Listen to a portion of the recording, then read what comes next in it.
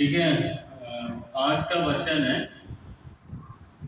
आराधना के संबंध में हम देखेंगे। आप लोगों को मालूम है क्या आराधना का मतलब क्या है? सारे दुनिया में इतवार बोलेगा तो सारे लोग चर्च जानते हैं ना? क्यों जानते हैं? उधर आराधना करना क्यों जानते हैं? आराधना मतलब कि मुझे तो समझ में नहीं है। मैं तो दुनिया से आए हैं, समझ लो। मैं तो पास्टर नहीं भी। मैं पूछता हूँ आराधना का मतलब क्या है? आराधना में क्या क्या करना है? परमेश्वर का धन्यवाद करो। हाँ, परमेश्वर का धन्यवाद करो। कानून तौर पे जाइए तो परमेश्वर का धन्यवाद करना चाहिए। हाँ जी। ਤੇ ਜੇ ਅਸੀਂ ਉਲਟ ਸਾਈਡ ਤੇ ਚਲੇ ਗਏ ਉੱਥੇ ਜਾ ਕੇ ਅਸੀਂ ਹੋਰ ਕੁਝ ਮੰਗਦੇ ਨਹੀਂ। हाँ जी। ਪ੍ਰਭੂ ਮੈਨੂੰ ਮਾਇਆ ਦੇ ਦੇ, ਰੰਗ ਦੇ ਦੇ, ਪਰ ਆਪਦੇ ਸਰੀਰ ਹੱਥ ਅਸੀਂ ਕੁਝ ਨਹੀਂ ਮੰਗਦੇ। ठीक है ठीक है। अंकल जो बता रहे थे धन्यवाद करना प्रभु के लिए, जो प्रभु ने किया हुआ उपकारों को याद करके धन्यवाद करना। ठीक है, ये सही बात है। कोई भी आपके हाथ नहीं मांगतागा कि मेरी सेहत ठीक रहे, मैं परमेश्वर का धन्यवाद करूं। ਉੱਥੇ ਫਿਰ ਸਾਰਿਆਂ ਨੂੰ ਇਕੱਠੇ ਕਰ ਲੈਂਦਾ। ਜਿੰਨੇ ਵੀ ਦੁੱਖ ਤਕਲੀਫ ਹੁੰਦੇ ਆ ਸਾਰੇ ਇਕੱਠੇ ਕਰ ਲੈਂਦਾ। ਉਹ ਫਿਰ ਕਿਹਦੀ ਸੁਣੋ ਆਪਦੀ ਸਿਹਤ ਲਾ। ठीक है। अंजन और अंकल ने बताया सही है। ਇੱਕ ਹੋਰ ਵੀ ਗੱਲ ਆਉਂਦੀ ਜਦੋਂ ਅਸੀਂ ਕਿਤੇ ਜਾਂਦੇ ਆ ਉੱਥੇ ਨਾ ਤਾਂ ਅਸੀਂ ਰੱਬ ਦੀ ਗੱਲ ਕਰਦੇ ਆ, ਉੱਥੇ ਇੱਕੋ ਗੱਲ ਕਰਦੇ ਖਾਣਾ ਵਧੀਆ ਬਣਿਆ। ठीक है। ਜਿਹੜੀਆਂ ਪਲੇਟਾਂ ਭਰ ਲੋ ਬਣਾ ਛੱਡ ਦਿੰਦੀਆਂ ਜੀ, ਖਾਣਾ ਵਧੀਆ ਬਣਿਆ। ਨਾ ਕਿਸੇ ਰੱਬ ਦੀ ਗੱਲ ਕਰਕੇ, ਨਾ ਕਿਸੇ ਆਏ ਗਏ ਦੀ ਗੱਲ ਕਰਕੇ ਵੀ ਕੀ ਸਾਨੂੰ ਸਮਝਾਇਆ ਤੇ ਕੀ ਸਾਨੂੰ ਦੱਸਿਆ। ਠੀਕ ਹੈ। ਮਾਸਟਰ ਸਾਹਿਬ ਆਏ ਸੀ, ਉਹਨਾਂ ਨੇ ਬਹੁਤ ਵਧੀਆ ਮੈਨੂੰ ਉਹਨਾਂ ਦਾ ਉਹਨਾਂ ਜਿਹੜੀ ਗੱਲ ਕਹੀ ਉਹ ਜਮਾ ਸਹੀ ਗੱਲ ਕਹੀ। ठीक है, मैं आज आपको बताना चाह रहा हूँ हम सभी बहुत साल से आराधना करते हैं। ठीक है, बहुत साल से, कम से कम यहाँ पे बैठे हुए लोग कम से 5 साल के ऊपर है, विश्वास में है ना। हर हफ्ता में जाके प्रभु को धन्यवाद करते हैं, गीत गाते हैं, गवाही देते हैं, प्रार्थना करते हैं, प्रचार करते हैं, वचन सुनते हैं। बहुत चीज है हम परमेश्वर के भवन में आप करते हैं।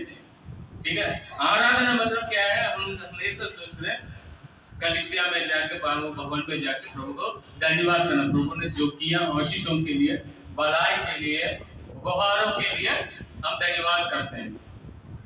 लेकिन हमेशा 2 चीज हमेशा याद रखना आराधना करने में।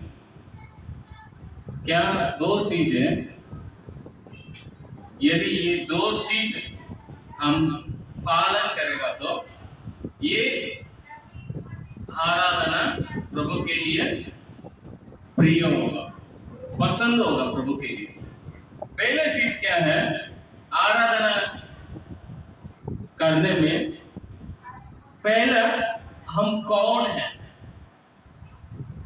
पहले हम कौन थे और कौन है अभी? पहले प्रभु को जानने से पहले हम कौन थे? प्रभु को ग्रहण करने के बाद, प्रभु का मार्ग पे आने के बाद अभी हम कौन हैं, ये समझना चाहिए आराधना में। बाकी मंगल सोमवार से शनिवार तक हम घर पे प्रार्थना करते हैं, बाइबल पढ़ते, सब कुछ करते हैं। लेकिन आराधना समय आज आए हुए प्रभु को धन्यवाद करने के लिए भवन में आए हैं, ये चीज हमेशा मन में रखना। पहले हम कौन थे, प्रभु को स्वीकार करने के बाद, प्रभु को विश्वास करने के बाद अभी हम कौन है, ये समझना चाहिए। दूसरी चीज है, जो हम आराधना करते हैं, प्रभु को धन्यवाद करते हैं, वो प्रभु कौन है और अभी कौन है, और जो हम ग्रहण करने के पहले वो कौन था, वो जानना जरूरी है। ये हम जिस प्रकार का परमेश्वर को हम आराधना करते हैं, कैसे हम आराधना करते हैं, वो आखिर कौन है, वो हम समझना चाहिए। कई लोग दुनिया में कलीसिया में जाकर आराधना करते हैं, लेकिन परमेश्वर कौन है वो जानते नहीं है, और अपने बारे में भी वो जानते नहीं है। कई लोग क्या करते हैं, भवन में इसलिए जाते हैं शांति मिलने के लिए, नहीं है तो किसके लिए, छुटकारा मिलने के लिए, नहीं है तो अपने जरूरत को पूरी करने के लिए, आशीष मिलने के लिए लोग जाते हैं।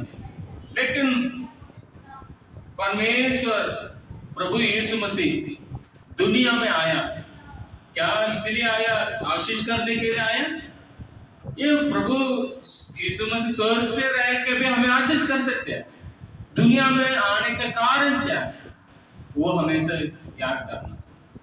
और प्रभु यीशु मसीह इस दुनिया में आया केवल चंगा करने के लिए नहीं आया, है ना, बीमारियों को चंगा करने के लिए नहीं आया। जो एक बार प्रभु यीशु मसीह सेवा कर रहे थे, एक सुबेदार आया, क्या बोला था, प्रभु तू एक शब्द बोलो मेरा बेटी चंगा होगा। मैं आप मेरे घर पे आके प्रार्थना करने के लिए जरूरत नहीं, लेकिन एक शब्द बोलो मेरा बेटी चंगा होगा। इसका मतलब क्या है, परमेश्वर स्वर्ग से रह के भी हमें चंगा कर सकते हैं। आज भी परमेश्वर स्वर्ग में है ना, पिता के पास रहा, जो हमने प्रार्थना किया प्रभु कैसे चंगा करते हैं। पास्टर लोग हाथ रखने में ऐसा चंगा होते हैं क्या? हाथ में क्या कुछ है? नहीं है। परमेश्वर स्वर्ग से रह के हुक्म देते हैं और पास्टर लोगों के द्वारा कई लोगों ने चंगा होते हैं। मतलब परमेश्वर चाहे पृथ्वी में रह के चाहे स्वर्ग में रह के प्रभु चंगा कर सकते हैं, लेकिन चंगा करने के लिए प्रभु यीशु मसीह नहीं आया, है ना। और लोग किसके लिए जाते हैं भवन में? जरूरतों को पूरी करने के लिए ना। लेकिन प्रभु यीशु मसीह कितने बार किया था जो खाना खिलाया? एक बार 4000 लोगों को खाना खिलाया, दूसरी बार 5000 लोगों को खाना खिलाया, है ना, 5 रोटी 2 मछली। ऐसा एक बार यहूदी लोगों के लिए किया, एक बार अन्य जाति लोगों के लिए, दुनिया लोगों के लिए चमत्कार किया। 2 है बाइबल में प्रभु ने जो खाना खिलाया, चमत्कार किया खाने के द्वारा, है ना। ये संभव बार बार हुआ नहीं हुआ ना, है? 2 बार हुआ। उसके बाद प्रभु यीशु मसीह जाने के बाद अभी नहीं है। प्रभु यीशु मसीह ऊपर से भी कर सकते हैं, हम जरूरत को पूरी कर सकते हैं। इधर आकर स्वर्ग में रह के प्रभु जरूरत को पूरा कर सकते, एक हुक्म दे देगा तो हो जाएगा। ठीक है, प्रभु यीशु मसीह दुनिया में आने का कारण क्या है वो हम समझना चाहिए। ठीक है, मैं पहले आपको बोला था आराधना हम करते हैं, पहले हम कौन थे? पहले प्रभु को ग्रहण करने के पहले, प्रभु का वचन सुनने से पहले, प्रभु यीशु मसीह को विश्वास करने से पहले हम पहले कौन थे? हम यहाँ बैठने के समय में, धन्यवाद करने के समय में, हम इकट्ठा होकर गीत गाने के समय में ये अंदर होना चाहिए, मैं कौन थे पहले। ठीक है विनोद भैया, प्रभु यीशु मसीह को विश्वास करने से पहले आप क्या किया था? ना करी सी ठीक है, कितना गलत थोड़ा ਜਦੋਂ मसीह ਦੇ ਵਿੱਚ ਆ ਗਏ थोड़ा बदले, बाड़े नहीं बदलेगी, थोड़े बदले हैं। हमारे जीवन बदल गया। पहले हम गंदे थे, शत्रु थे, गाली देते थे, लड़ाई करते थे, हमारे स्वभाव प्रभु यीशु मसीह के विश्वास करने से बदल गया। लेकिन वचन के आधार पर हम देखेंगे, कहाँ में लिखा है, हम देखेंगे रोमियो का पत्री सभी निकालेंगे, प्रभु का वचन को हम पढ़ेंगे। रोमियो का पत्री, रोमियो कहाँ पे होता है? रोमियो पत्री पुराने नियम में है, नया नियम है। ठीक है, नया नियम, रोमियो का पत्री, नवा नियम, रोमियो का पत्री 5वां अध्याय, 5वां अध्याय 6वां वचन। ये पेज नंबर है 213, 5वां अध्याय 13 वचन, 5वां अध्याय 6 वचन पढ़िए। कोई पढ़िए क्या लिखा है? क्योंकि जब हम निर्बल थे, हम निर्मल ही थे। यहाँ पे निर्बल का मतलब क्या है? बल नहीं है, शक्ति नहीं है, ताकत नहीं है। समझ में आया? पहले हम निर्बल थे, तो मसीह एक समय पर भक्तिहीन के लिए मरा। यहाँ पे लिखा है तो मसीह ठीक समय पर, ये हमेशा याद रखना, ठीक समय पर, सही समय पर भक्तिहीन के लिए भक्तिहीन मतलब जो भक्ति नहीं करते थे, विश्वास नहीं करते थे, प्रभु को विश्वास नहीं करने वाला, उनके लिए हमारा पढ़िए। किसी धर्मी जन के लिए कोई मरे, ये तो दुर्लभ है। हो सकता है किसी भले मनुष्य के लिए कोई मरने का साहस भी साहस करे। ठीक है, ये वचन में कई बार मैंने धन्यवाद किया है ना, आप सुना है कभी? अच्छे लोगों के लिए अच्छे लोग मर सकते हैं, अच्छे लोगों के लिए अच्छे लोग मदद कर सकते हैं, है ना? परंतु परमेश्वर हम पर अपने प्रेम की भलाई इस रीति से प्रकट करता है कि हम पापी ही थे। ठीक है, यहाँ में आप धन्यवाद करते हैं ना, आराधना करते हैं ना, ये वचन यूज करना चाहिए। कैसे? प्रभु हम निर्बल थे, तूने क्या किया हमारे लिए किया, अच्छे लोगों के लिए अच्छे लोग। ये वचन आप मेमोराइज कर, याद करना। समझ में आया? आराधना करने के समय में ये मेमोरीज याद करेगा तो हम कौन थे पहले ये याद आएगा। पहले कौन थे? हम निर्बल थे। किसके लिए निर्बल नहीं थे? हमें बचाने के लिए, है ना? हम नरक में जा रहे हैं, नरक से बचाने के लिए, पापों से बचाने के लिए हमारे लिए कोई ताकत नहीं है। अभी प्रभु ने बोला है सूर्य के आकाश के ऊपर है? समझ लो, स्वर्ग कहाँ पे? स्वर्ग के ऊपर है। हम कैसे जा सकते? कैसे जाएगा? आकाश ऊपर तक हम घर बनाएगा तो जा सकते क्या? रॉकेट में जाएगा तो जा सकते क्या? हम तो कर सकते नहीं है कुछ भी है। हम स्वर्ग में जाने के लिए अपने आप हमारा पापों से हम बचाना मुश्किल है, ताकत नहीं है ना, निर्बल है। यहाँ पे अच्छे लोग मर सकते हैं, लेकिन पापी के लिए कोई मर सकते नहीं है, कुछ भी नहीं है, हम मिट्टी हैं। यहाँ पे प्रभु कहते हैं मैंने आपको निर्बल थे उस समय में आपको ताकत देने के लिए, शक्ति देने के लिए, बुरा आदमी के लिए, शत्रु के लिए प्रभु यीशु मसीह दुनिया में आए। समझ में आया? निर्बल मतलब हम अपने पापों को बचा सकते नहीं, हमारे पापों को क्षमा नहीं मिलते। हम कुछ अच्छे काम करें, दान करें, कुछ भी करें, हम कर सकते नहीं। केवल प्रभु यीशु मसीह के द्वारा, बलिदान के द्वारा हम ताकत पा सकते हैं। यीशु मसीह इसलिए आए, हमें निर्बल थे, हमें ताकत आदमी बनने थे। समझ में आया? जो हम याद करना, जो दो आदमी लोग आए थे, एक आदमी ऐसा प्रार्थना किया, फारिसी कहते हैं प्रभु मैं ये आदमी जैसे मैं नहीं हूँ, मैं भवन में आता हूँ, आराधना करता हूँ और दसवां हम देते हैं, मैं देता हूँ, उपवास करता हूँ, बहुत कुछ बोला था। लेकिन आगे आदमी क्या बोला? उसका प्रार्थना सुना नहीं है, लेकिन वो दूसरा आदमी क्या कैसे प्रार्थना किया? पापी इंसान। मैं पापी इंसान हूँ। जोर से बोला, कैसे? दिल से बोला। दिल से कोई नहीं सुनाया, समझ में आया? वो आदमी दिल से बोला।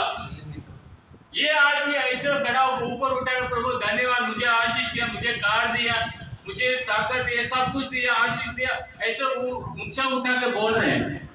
लेकिन एक आदमी अपने सिर को ऊपर नहीं उठाते हैं, ऐसा करते हैं, प्रभु मैं पापी हूं, मुझ पर दया कर। एक ही शब्द है, समझ में आया? मैं कहने का मतलब आराधना मतलब प्रभु मैं पापी इंसान हूं, मैं पापी हूं। अपना जिंदगी को परमेश्वर को तुलना किया, लेकिन जो पारसी क्या किया, अपने जीवन को पड़ोसी के साथ तुलना करते हैं। समझ में आया? हम हमेशा परमेश्वर के साथ तुलना करना, प्रभु मैं शत्रु थे, मैं पापी थे, मैं गुनाहगार थे, मेरे साथ कुछ भी नहीं है, मैं मिट्टी हूं, ऐसे प्रभु के साथ तुलना करना। आराधना मतलब क्या है? जब हम यहाँ पे आते हैं तुलना करना, प्रभु तू कौन है, मैं कौन थे, बराबर मैं नहीं हूं, तू बड़ा आदमी। इसलिए हम गीत कहते हैं मैं कम हूं, तुम बड़ा हो जाओ। यहां पे लिखा है हम निर्बल थे, हमें शक्ति दाकर देने के लिए आया। ठीक है? और 8वां वचन में क्या लिखा? परंतु पढ़िए 8:5 परंतु परमेश्वर हम पर अपने प्रेम की, पढ़िए कोई, परमेश्वर अपना प्रेम साडे उत्ते जो प्रगट करता है कि जान सी अजे पापी ही सान की साडे। यहाँ पे लिखा पापी। पापी मतलब क्या है? गुनाहगार। गुनाहगार का मतलब दुश्मन, गलत। अभी देखो मेरे बेटा को मैं कहता हूं तुम दुकान में जाके दूध लेके आओ, ठीक है? मैंने एक काम दे दिया, ठीक है? वो काम करने के उद्देश्य से मैंने उसको दे दिया, समझ में आया? मेरे बेटा को दूध खरीद के आओ, पैसा दे दिया, लेकिन वो जाके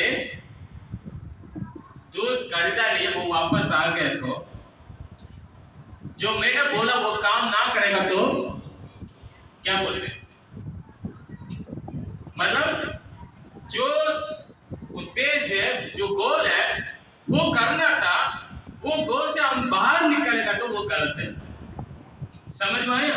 मतलब प्रभु ने कुछ बोला, हमें करने के लिए बोला, लेकिन हम नहीं करते हैं, वो उस काम से हम दूर होते हैं, इसलिए वो कहते हैं पाप। आदम हवा, लोग कहते हैं सेब खाने से पाप बढ़ गया बोल रहे थे ना, ज्यादा हवा बोल रहे थे, सेब को बोलते हैं, सेब खा लिया, पेट से सेब खा लिया, फल खा लिया, इसलिए वो गलत हो गया।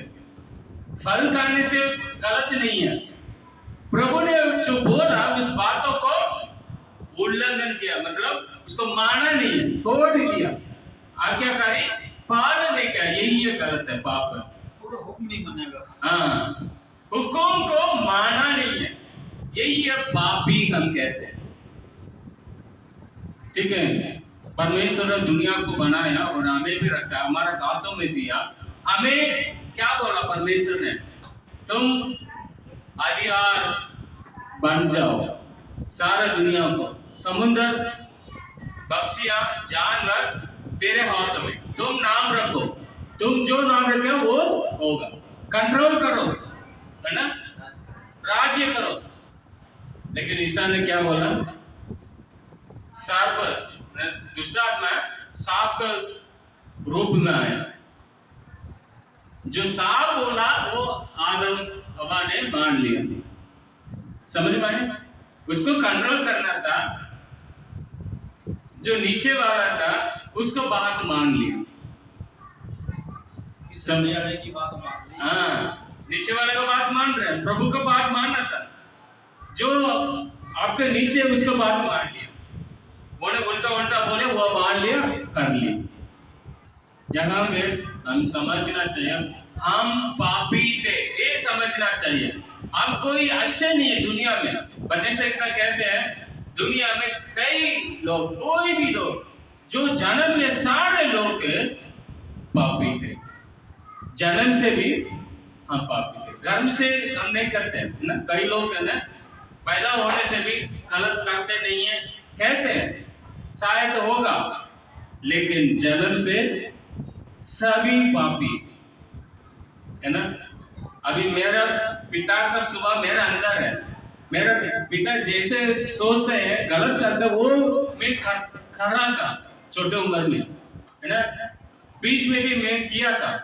मेरा पापा जो गलत कर रहे हैं उस स्वभाव मेरा अंदर भी मैं करता हूँ। मेरा पापा क्या करते हैं, झूठ बोला था, मैं भी झूठ बोला है। मेरा पापा लड़ाई किया, मैं भी लड़ाई किया है। मेरे पापा किसी को दूसरों को बुरा बोला, चुंगली बोलते हैं ना, चुंगली लगाया, मैं भी किया था। दुनिया में हर एक आदमी अच्छे आदमी नहीं है, बुरा पापी है। लेकिन यहाँ में हम समझना चाहिए हम पहले पापी थे, हमारे पापों को क्षमा करने के लिए प्रभु यीशु मसीह आया। पहले हम निर्बल थे, दूसरे हम पापी थे है ना। और 10वां वचन पढ़िए, क्या लिखा, क्योंकि क्योंकि मेरी होने की दशा में उसके पुत्र के मृत्यु के द्वारा हमारा मैं परमेश्वर के साथ हुआ। यहाँ में बेरी क्या लिखा, बेरी का मतलब शत्रु है ना। शत्रु बोलेगा तो कौन याद आते हैं, भैया हंस रहे हैं। आपका शत्रु कौन है? शैतान। शैतान, ठीक है ठीक है, शैतान शत्रु। और कौन शत्रु है? ठीक है, हमारे लिए जरूरी हर एक आदमी शत्रु होगा है? कोई शत्रु नहीं बोल सकते नहीं, कोई ना कोई एक शत्रु होगा। आज घर जाके लिस्ट ले लो आपका शत्रु कौन है, उसके लिए आज इसे प्रार्थना, मेरे साथ लड़ाई नहीं करना, मेरे को कुछ ना करना शत्रु से, मुझे हानि ना होना मेरा शत्रु से। आज एक लिस्ट बना लो कौन कौन शत्रु है, ठीक है। दो चीजें शत्रु, हाँ, कौन? औरत और ओके, ठीक है ओके। तो उसी करे जाते हैं। बाइबल वचन क्या कहता है, हमारा शत्रु कौन थे? वचन ही क्यों वचन तो बच्चे लेके आऊंगा परेशानी का। ओके, अपना घर तो सी वचन सुन के जावांगे। ओके, नहीं, अपना घर के आदमी है हमारा शत्रु बोलता है भाई। हां सिस्टर सुन रहे हैं, कातू ही चलता सारा सिस्टम। जब ਅਸੀਂ जावांगे ब्रदर वो बोलने के लिए आया था, वो उल्टा कर लिया। अच्छा जब कहना मान लेके, ठीक है, तीन चीज है, ठीक है। उन्हें क्या कहना, कारण ने कहना उठ के तुम पी लो, तो शत्रु बन गए। आंटी सुन रहे हैं, एक मिनट मेरी बात सुन लो। तो जे औरत ने क्या अब फलानी चीज जाके ਚੱਕਲਾ ਤੂੰ ਚੱਕਲਾ ਘਰ ਦੇ ਵਿੱਚ ਹੀ ਆ ਨਾ, ਘਰ ਤੋਂ ਸਾਰਾ ਸਿਸਟਮ ਚੱਲਣਾ। ठीक है, आंटी सुन रहे हैं। ਨੂਣ ਵੱਧ ਪਾਤਾ ਹੈ, ਉੱਥੇ ਇਹ ਨਹੀਂ ਕਹਿਣਾ ਚੱਲ ਆ ਨੂਣ ਵੱਧ ਪਾਤਾ, ਇਹ ਪਹਿਲੀ ਗੱਲ ਤੇ ਹੈਗੇ ਨਾ। ਅੱਛਾ ਤੱਤੀ ਫੜਾ ਦੀ, ਘਰ ਤੋਂ ਹੀ ਸਾਰਾ ਚੱਲੇ, ਘਰ ਦੇ ਵਿੱਚ ਸਾਰਾ ਕੁਝ ਸੁਧਾਰ ਕੇ ਸਾਰਾ ਕੁਝ। ਮੈਂ ਆਪਦੀ ਜ਼ਿੰਦਗੀ ਦਾ ਦੱਸਦਾ ਕਿਸ ਲੈਂਦਾ ਤਾਂ ਮੈਂ ਕਦੇ ਨੂਣ ਹੋਵੇ ਵੱਧ, ਮਿੱਠਾ ਹੋਵੇ, ਖੱਟਾ ਹੋਵੇ, ਮੈਂ ਕਦੇ ਨਹੀਂ ਕਿਹਾ ਅੱਜ ਵੱਧ ਹੈ ਜਾਂ ਘੱਟ ਹੈ, ਜੋ ਪਰਮੇਸ਼ਰ ਨੇ ਦੇ ਦਿੱਤਾ। धन्यवाद। ठीक ठीक है, बाइबल में हमारे लिए शत्रु कहते हैं, पहला दुष्ट आत्मा शैतान कहते हैं, दूसरा हमारे जो रहते संसार बाइबल कहते हैं हमारा दुश्मन, तीसरा कौन है, हमारे शरीर है। तीन है जो शत्रु है बाइबल कहते हैं, हमारा शरीर भी शत्रु है, जो हम करने के लिए चाहते हैं लेकिन कर नहीं पाते। चर्च जाने के लिए हमारे अंदर आते हैं लेकिन शत्रु बोलते थोड़ा आराम करेंगे। हाँ? एक शरीर है, दूसरा संसार है। जब हम बाहर निकलेगा तो हमारे रिश्तेदार लोग आएंगे घर पे, है ना, हमारे दोस्त लोग इस समय में आएंगे। और कोई भी पेपर है संडे में करेंगे सरकार। और दूसरा हम बोल सकते नहीं किसी आदमी का अंदर जाके हमारे विरोध करेगा, हमारे लिए शत्रु। ठीक है, मैं कहने के मतलब पहले हम निर्बल थे, और दूसरी हम कौन थे? पापी थे, तीसरे शत्रु थे। ऐसे हम घर जाके प्रभु का वचन पढ़ के देखो, हम प्रभु का ग्रहण करने से पहले हम कैसे थे। मैंने आपको तीन चीज आपको बताया, लेकिन बाइबल में बहुत चीज है। हम पहले कौन थे वो आप ढूंढ के पढ़ना, समझ में आया? आप ढूंढ के पढ़े। मैंने आपको तीन चीज को बताया। हम पहले थे, हम निर्बल थे, हम शत्रु थे, हम पापी थे। लेकिन बाइबल आप पढ़ के देखेगा तो बहुत चीज आपको निकला। परमेश्वर के सामने हम कैसे थे आपको समझ में आएगा। इसलिए मैं आपको कहता हूं बाइबल पढ़ना शुरू करो। हम परमेश्वर के सामने कौन थे? लेकिन जो वो आत्मपारसी जैसे मैं पड़ोसी के साथ मैं कौन थे ऐसा नहीं सोचना। हमेशा हम तुलना करना परमेश्वर के साथ, क्योंकि हम आराधना करने के लिए आए, है ना। हम दूसरे के साथ तुलना करने के लिए नहीं। हमेशा याद रखना, प्रभु धन्यवाद, मैं निर्बल था, मुझे तेरे नाम से मुझे ताकत मिला, तूने इस दुनिया में आकर मुझे अधिकार दिया। हमेशा धन्यवाद। दूसरी पापी, प्रभु मैं पापी थे, बुरा आदमी थे, गलत कर रहे थे, मेरे रास्ता को तूने बदल दिया, मुझे बुद्धि और ज्ञान दिया।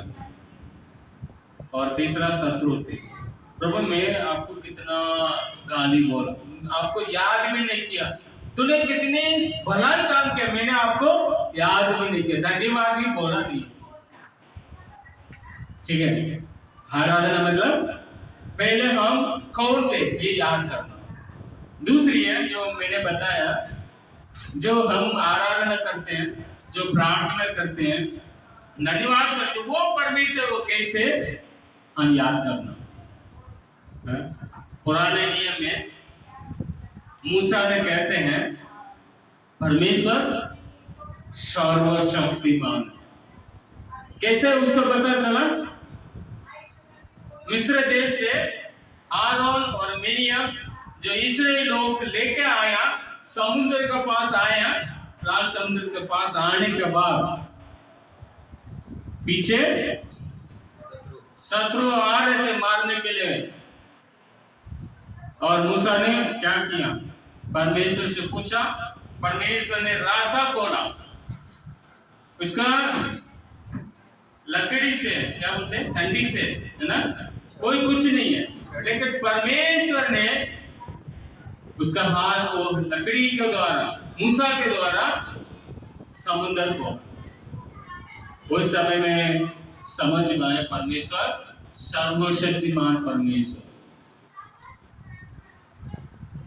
और कई गवाही है पुराने नियम में, दाऊद राजा के साथ देख सकते हैं, बहुत सारे लोग राजा के साथ पूछ सकते हैं, परमेश्वर बड़ा बड़ा काम किया। लेकिन नया नियम में प्रभु के साथ रहने वाला, सेवा करने वाला चेला लोग कहते हैं, क्या कहते हैं? यहाँ में हम देखेंगे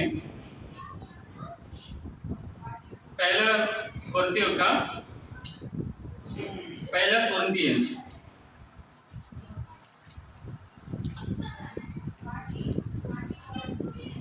पहला कुरिन्थियों 5वां अध्याय 22 से पढ़िए।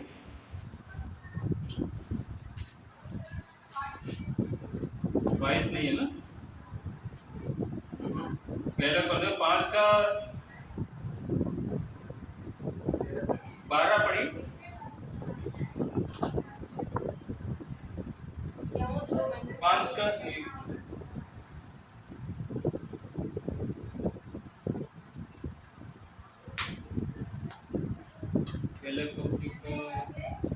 दूसरा पत्री, ठीक है। उसके पहले पहला पत्रस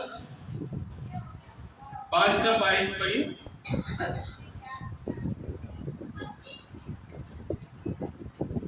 2:22 पहला पत्रस।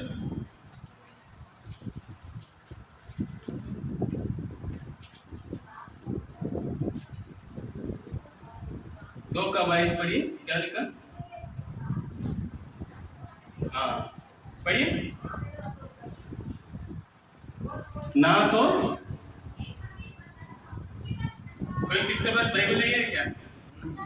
और एक कोई पाप नहीं किया ना वो एक हाँ बादशाह की गल हाँ हिंदी में पढ़िए।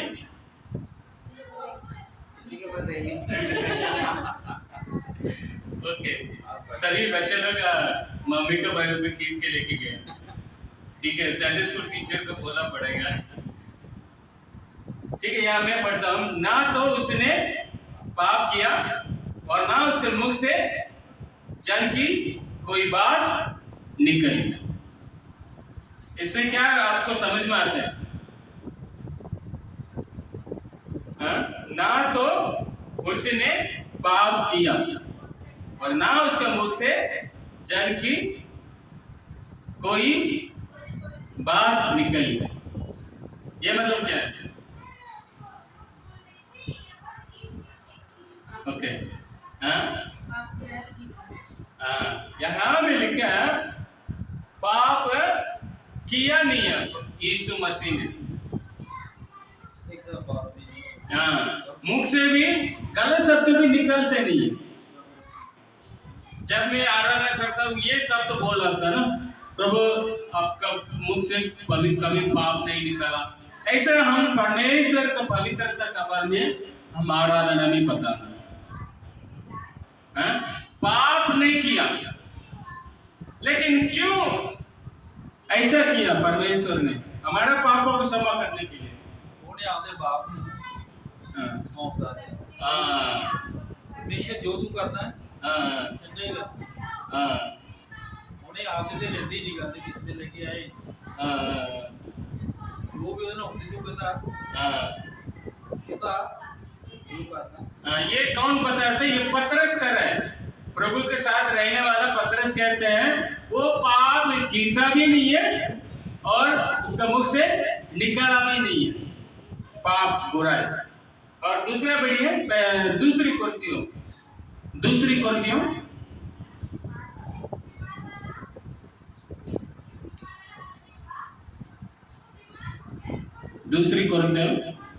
ये मैं इतना पढ़ा तो सारे सुना। 2 कुरिन्थियों 5 अध्याय 21 में 21 पंजाबी में पढ़िए सिस्टर। ਉਹਨੇ ਉਸਨੇ ਮੇਰਾ ਪਾਪ ਦਾ ਜਾਣਦੀ ਖਾਤਰ ਪਾਪ ਠਹਿਰਾਇਆ ਤਾਂ ਤੁਸੀਂ ਉਸ ਵਿੱਚ ਹੋ ਕੇ ਪਰਮੇਸ਼ਰ ਦਾ ਧਰਮ। यहाँ में लिखा है यीशु मसीह ने पाप से अज्ञान था। अज्ञान मतलब वो जानते भी नहीं है, कर सकते नहीं है ना। परमेश्वर यीशु मसीह पाप कर सकते नहीं है, जानते भी नहीं है। हम तो जानते हैं पाप तो मतलब क्या है? लड़ाई करना है। पाप का बारे में अच्छे जानते हैं, हम उसी में जिंदगी जी रहे हैं, हमें पता है। लेकिन यहाँ पे कौन कह रहे हैं ये वचन? ये पौलुस कह रहे हैं। पहला कुरिन्थियों कौन लिखा? पौलुस लिखा। कह रहे हैं यीशु मसीह पाप जानते भी नहीं। पाप क्या है वो जानते भी नहीं। और यहाँ में अच्छे शब्द लिखा उसने हमारे लिए पाप ठहराया। पाप ठहराया मतलब अलग है, पाप कर लिया अलग है। समझ में आया? पाप कर लिया अलग है, पाप ठहराया अलग है।